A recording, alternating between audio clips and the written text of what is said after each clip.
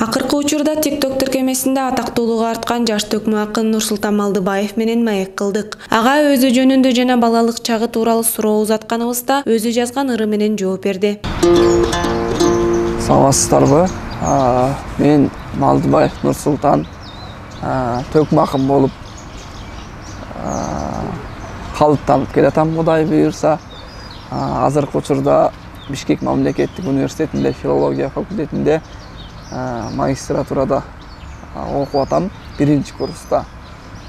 Жана катар эле Кыргыз улуттук Манас театрында төкмө акын катары эмгектенип келе жатам. Балалык кез дегенде, балалык кез биздин эң бир керемет өткөн да. Мен сизге ошону бир ыр менен окуп берейин, өзүм жазган. Ойно челек көлчүк менен ылай сууга, ат деп минип ал челек куурайды да. Бир жүрүп достор менен күнү түнү, бир жылдай өткөр челек бир айды да. Улуулар акыл айтып кубаттуу эле, кечүүлөр сылык мүнөз уяттуу эле, айылдын арыгына түшүп жүргөн, ысык көлдө сүзүп жүргөн сыяктуу эле. Акча байлык мансап менен ишибизне, жаман ой жок ойлоп көрсөм ичибизде, чоң энелер алып келген момпосыйлар чоң кубаныч тартуулачу жүзүбүзгө. Атадан алганыбыз ак бата эле, ал кезде баардык нерсе башкача эле. Ойногон жолдорубуз кир болсо да, ойлогон ойлорубуз таптаза эле. Коомубуз кыска жана терс маалыматтарга көбүрөөк басым жасап калды. Бирок ага карабастан биз айтышты, маданиятты, андан тышкары коомдогу көйгөйлөрдү элге жеткирүү менен иштеп жатабыз дейт каарманыбыз. Азыр биз Азамат, Арген деген досторубуз менен үчөөбүз чыгып ырдап атабыз го, коомдо болгон көйгөйлүү учурларды ал жакшы кетип атат.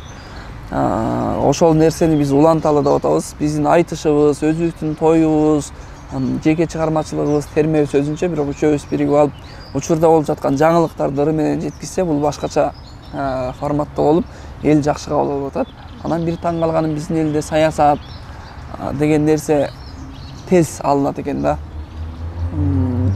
Саясат болсо, бирөөнүн мындайын айтып койсоң, ошондой нерсе бизде тез кабыл алынат да. Мисалы үчүн маданият тууралуу ырдасаң, ал анчалык кетпей калышы мүмкүн. Бирок эми элге керек болуп жаткан ошол болсо керек. Элге эмне керек болсо ошону берип турганга аракет кылабыз. Акырын жакшы нерселерди кошуп, колдон келишинче аракет кылып, дагы мындай нерселерди улантабыз. Төкмө акындык өнөр ага кимден өткөн жана айтыштагы сезимдери тууралуу буларды айтып берди. Негизи төкмө акын болуш үчүн бул үйрөнүп алуучу талант эмес. Сөзсүз буга чейин да көп жерлерде айтканбыз. Бул атаңан, же энеңен, же татаңды сүрүштүрсөң жамакчы, кошокчу, жазмакын бир өнөрпөс адам болуп чыгат. Биздин да ошондой каныбызда бар. Мен чоң энемдин айтуусуна караганда чоң атаң бир ыр дептери бар болчу дейт. Мамамдын айтуусуна карасак, тайынан кошокчу, жамакчы киши болчу дейт. Дайыр чоң аталарыңыз комуз четкен адам болчу дейт. Ушундай чыгып сүзүштүрүп берсең, бул кандагы нерсе, эненин сүтү атанын каны менен өтүүчү нерсе.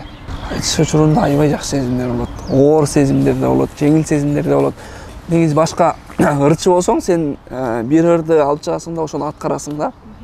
Анын тексти даяр, кээ бир фонограмма ырдашат, даяр, бирок ошонун өзүндө канчалык толкунданып турат.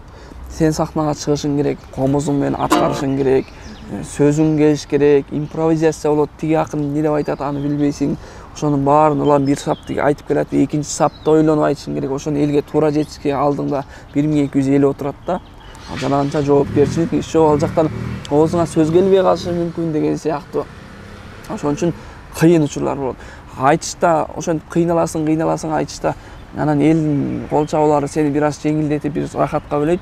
Айтышың жакшы чыгып кетсе, мындай оюңдагыдай жакшы айтыш чыгарып кетсең, андан кийинки рахат мына ошол нерсе да. Айтыш бүткөндөн кийин эл колдоп, эл алкалап турса, ошол сезим сени бийиктикке көкөлөтүп алып чыгат. Негизи айтышты улуу адамдар угат дегенге мен кошулбайм. Улуу адамдардан укпаган адамдар толуп атпайбы? Улуу болуп жаш 60-ка барып эстрададан уккан адамдар андан толуп атат. Батыштын ырын уккан, чыгыштын ырын уккандар, бул айтыш элдер просто топ-топко бөлүнөт да. Айтыштын күйөрмандарынан улуу муун, кичүү муун, кийинки жаш муундардан дагы бар.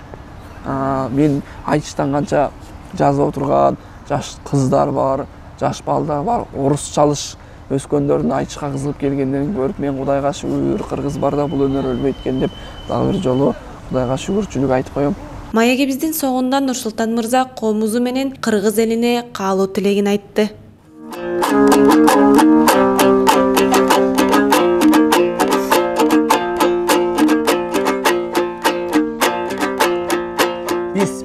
dep kep baştayım men birinci ırdı tөгөрдө.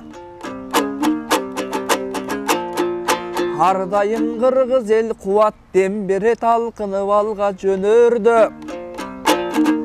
Айтыш деген түгөлбөйт анткенин ак калпак кыргыз калкыбыз өнөргө түзгөн өбөлгө.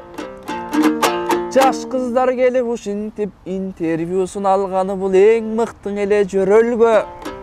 Кыргыз деген элибиз ар дайым аракет кылып келебиз ыр күлкүгө бөлөргө. Каадасыз нарксыз жөрөлгөң ал калкты сүйрөйт төмөнгө. Бар болсун улуу кыргызым баш ийбесе да төбөлгө. Ар дайым баш ийип жүргөн өнөргө.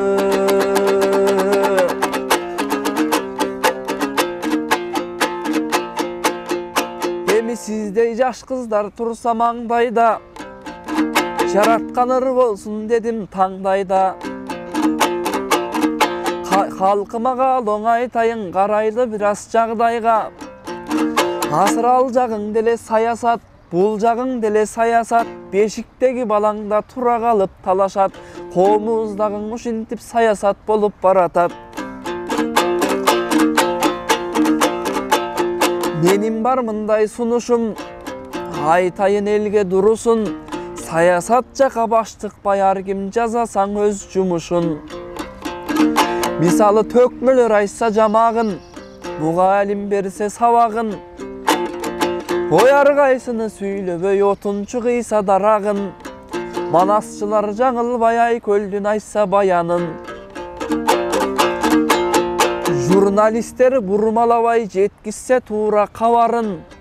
Ассалому алейкум деп мусулман берсе сабагын.